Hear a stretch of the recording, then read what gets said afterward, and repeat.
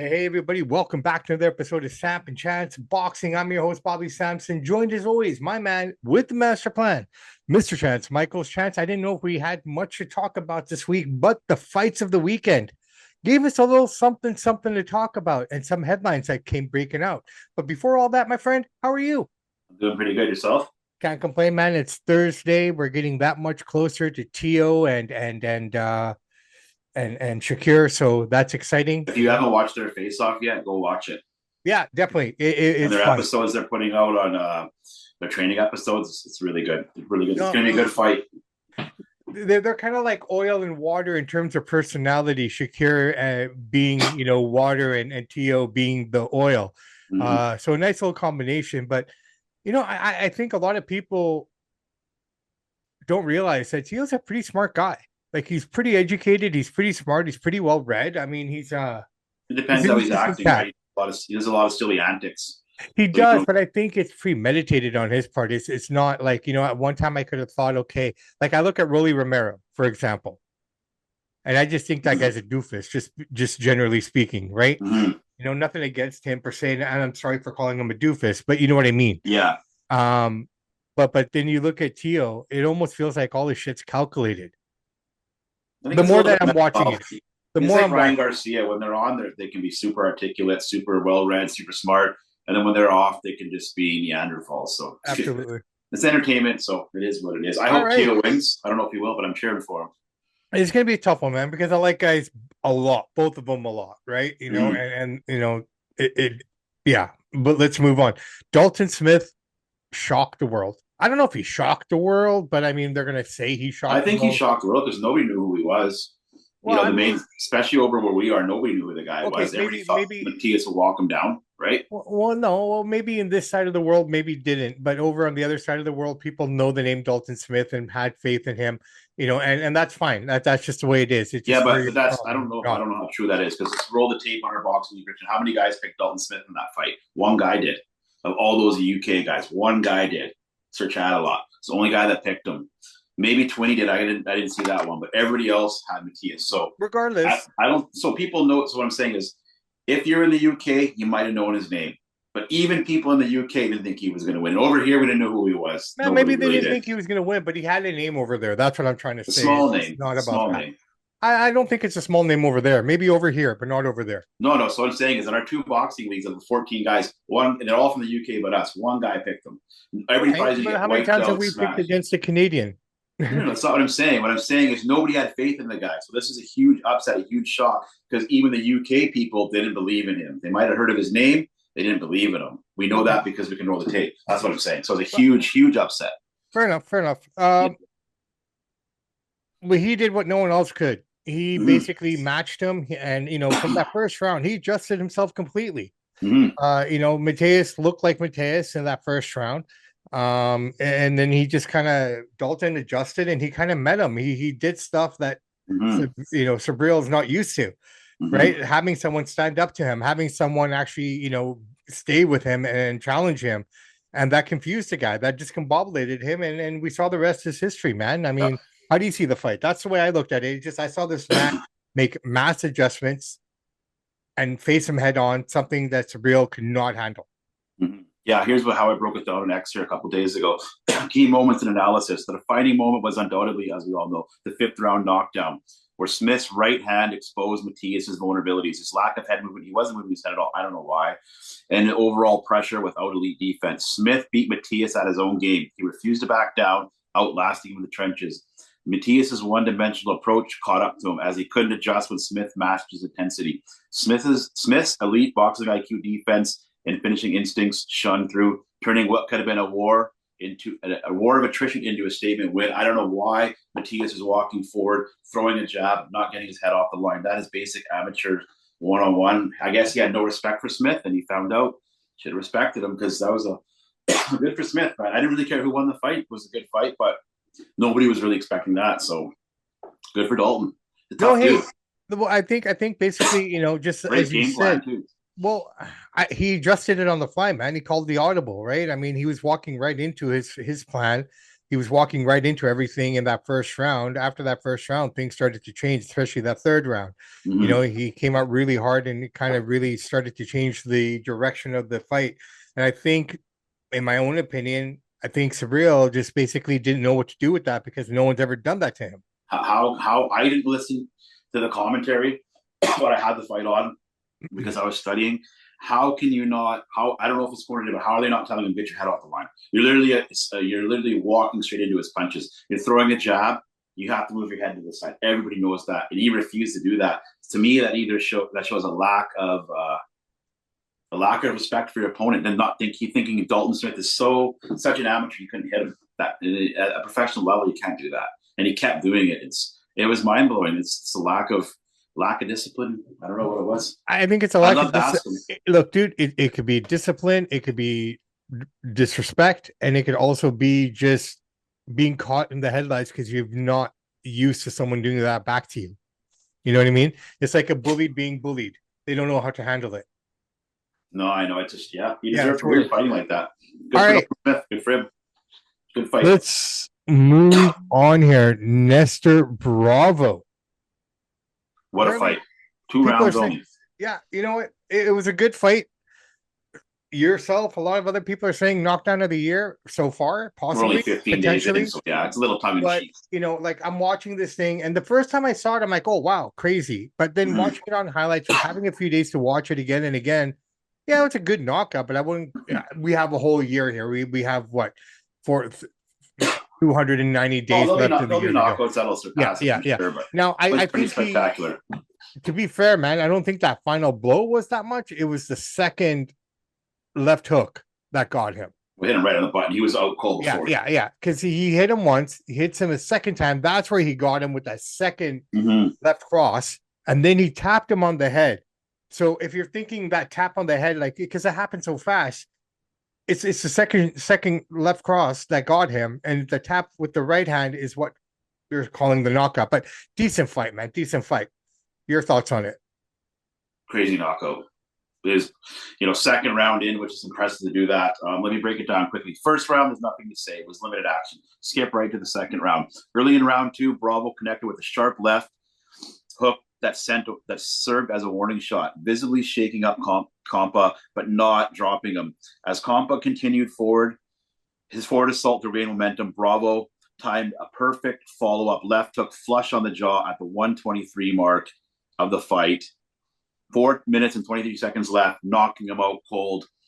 The punch landed with devastating power, sending Campa crashing face first to the canvas, out cold emotions. The way that he fell, he folded like a cheap tent, and just the impact of it. And referee obviously had to stop, and the guy's out cold. And statement win, man. Statement win. Puts him on the map.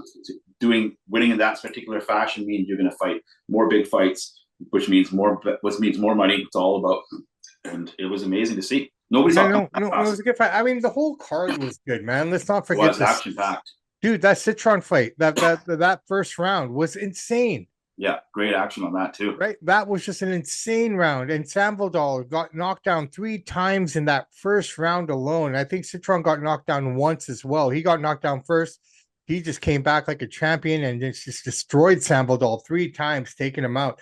These guys were tooth and nail. I'm not saying this is Hearns Hagler round 1 quality, but man, it was close to it in my opinion. That's my take on that one, man. I really like that fight. It was a good fight, man. Like, these are the cards that I like, Chance. These are the cards that you sit there and go, well, there's not much going on, but I mean, this is where a boxing fan gets its fruit. Like that was a great card to start off the year. It was amazing. It was that's the thing. Some of these guys, it's like watching amateur hockey or college football. They play hard, you know what I mean? They try to make a name for themselves. They're hungry. It's like a new band starting out. You're hungry. You're always best when you're young. Your first couple albums are always your best. Sometimes your first couple fights is your most exciting because you're going the hardest. Yeah. No, great card overall. Well, let's go to the dark side of the ring.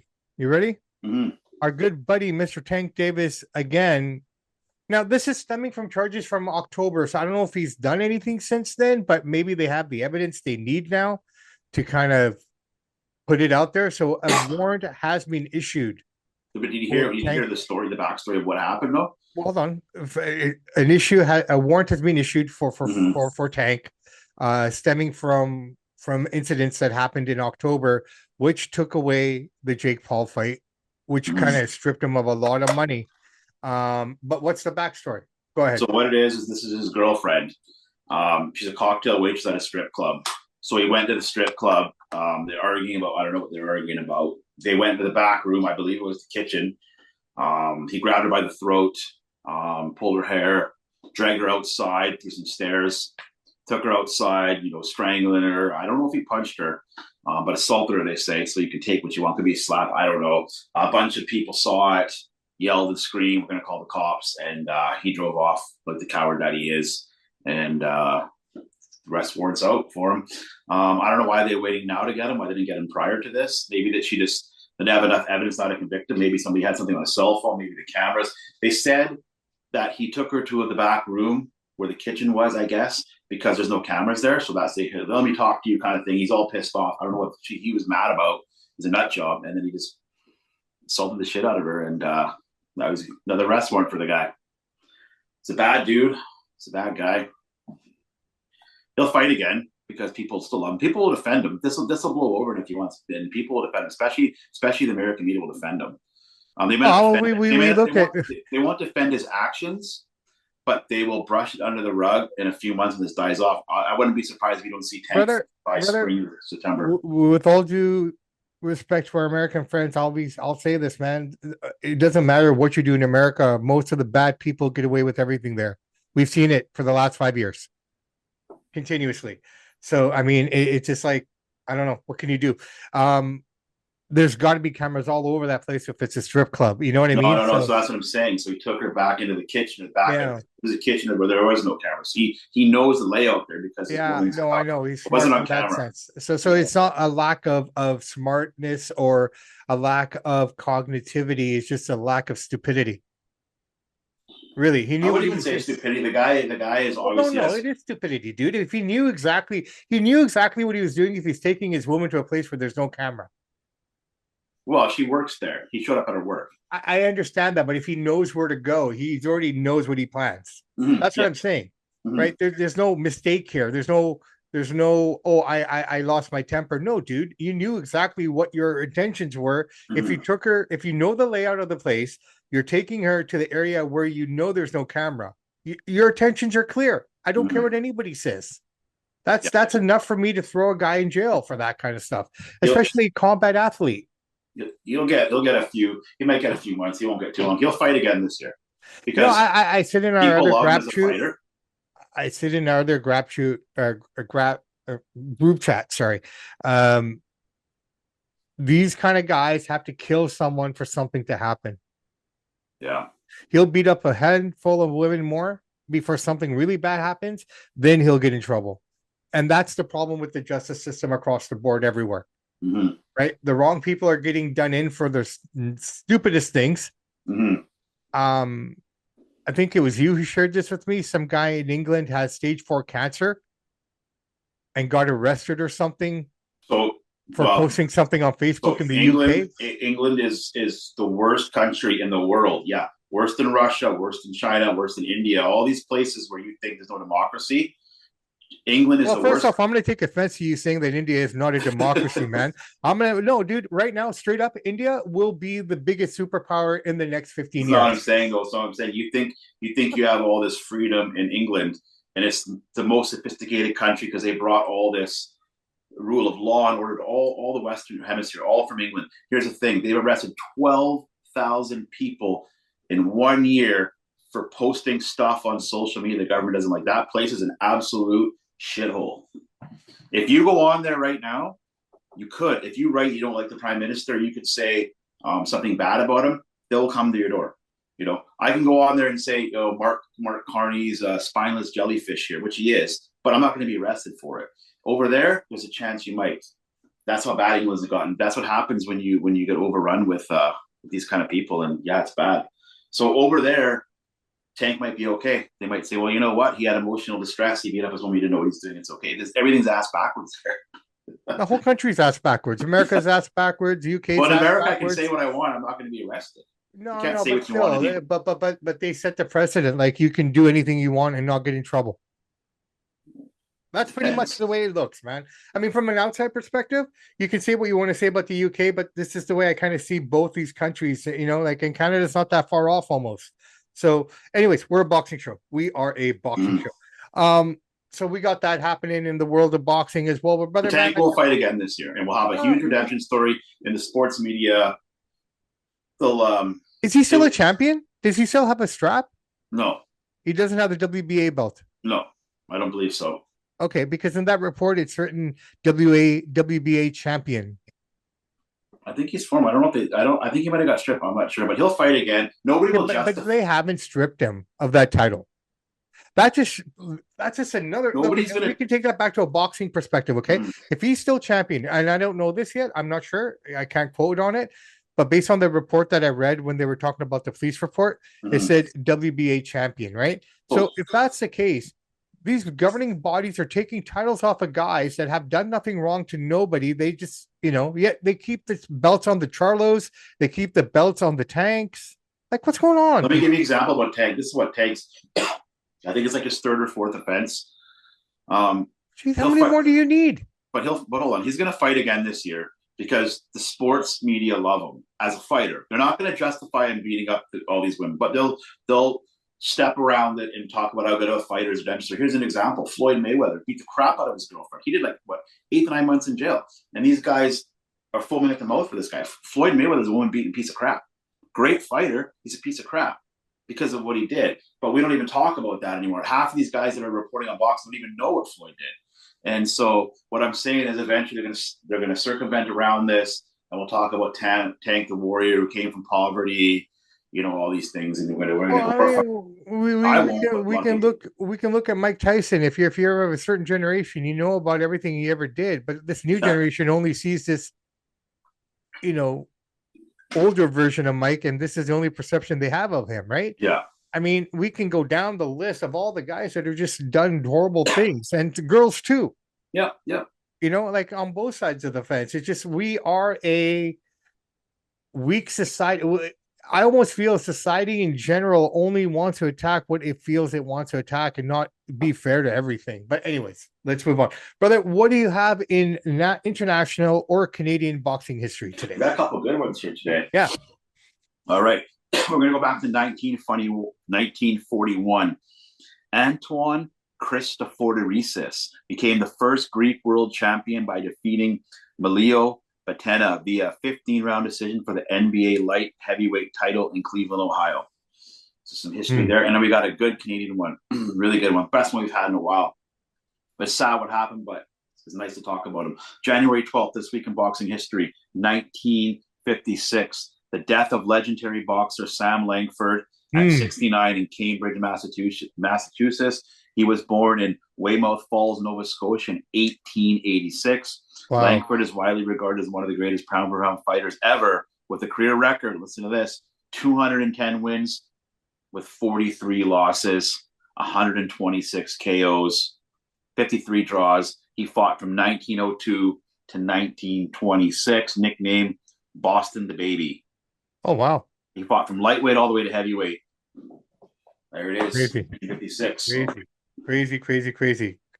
Congratulations to him. 210 victories. It's no small feat. And those guys used to punch hard back in those days. I don't even think they had padding. I think it was just leather. Yeah, not much padding, man. No, dude. 4 ounce, maybe 2 ounce. I actually have it in my garage.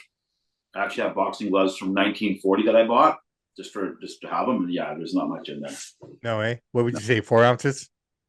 No, they're 8. Oh, they're 8. Okay, but thin. Yeah, they're thin. Okay.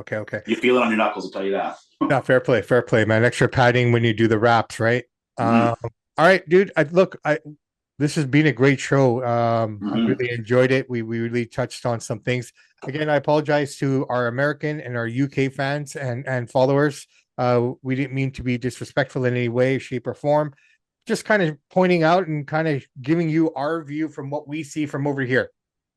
From it's kind of looking inside the situation. So what's funny though, if you were to take that stat of 12,000 people being arrested for social media posts, and you were to ask them what country is that, they would say like China, Venezuela, Cuba, Russia. No, England. It's like, What's going on over there? No, well, but the funny thing is, I have a lot of family there. Okay, tons of family. 90%. Look, brown culture, South Asian culture. I don't have that here. What most people here have is over in the UK for me. Yeah. Right. So I talk to a lot of people in the boxing groups as well and whatnot. And everyone I've talked to says, look, dude, it's blown out of proportion over there. Well, I don't know. They may not know that 12,000 people got arrested. You know what I mean? But like, you should be able to. But I'm talking about the protests, all the all the stuff that's the problem that is that people fought and died for freedom of speech in England, Canada, America. We all know about World War II. We'll get the history of that. And then you got these people in government, these hypersensitive, neurodivergent people that are so sensitive. If you hurt their feelings because you don't agree with what they think of religion or politics, who cares? It's your freedom of speech. You're right. They want you in jail. And the sick people. All right, brother, man. I tell you what, we should start another podcast called Samp&Chance Rant. We want to stay away from this stuff as much as we possibly can, right? Yeah. Okay, so that all being said, quiet week this weekend, would you say? Nothing major per se? Nothing hardcore? Nothing worth breaking down, really, no. Well, look, you know what? And we thought nothing was worth breaking down last week, but we got some great cards. So hopefully we get the same thing this week, right? I'm sure there'll be something will happen, yeah. So guys, tune in. We got some great boxing coming out of the States. Barry's back. All those training videos he's putting up are so funny.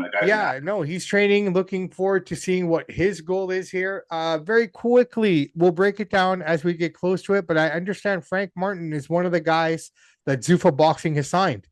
So Frank Martin will be on their card. I can't remember the other fellow's name. I believe their card is January 26th. Yeah, which is weird. Like, okay, small card. Yeah, but there's no card yet. They haven't announced this fighting, but they're doing the card. I don't think they have yet, but it's coming on January 26th. I have it right here. Yeah, no, I appreciate that, but by this time they should give us the card. We should know what we're expecting. Yeah, I'm not sure what's going on with that. Yeah. But anyways, we'll find out. So we got that coming up here as well. So Zuffa premiere, looking forward to that to see what this all looks like and what it's going to be all about. But yeah, right now, as far as I know, Frank Martin is one of the guys that they have signed onto their card. Sorry, they're saying it's February 14th. February 14th, right? Oh, our 4-year anniversary. Yeah. And Frank Martin's fighting on that card, right? Frank Martin's on the card. Yep, he's headlining the show. Who's he fighting? 1 sec here. It's another notable boxing name in the heavyweight. So they're doing a small show first on January 23rd, and they're doing their main show on the 14th, and then he's fighting. Who's he fighting here?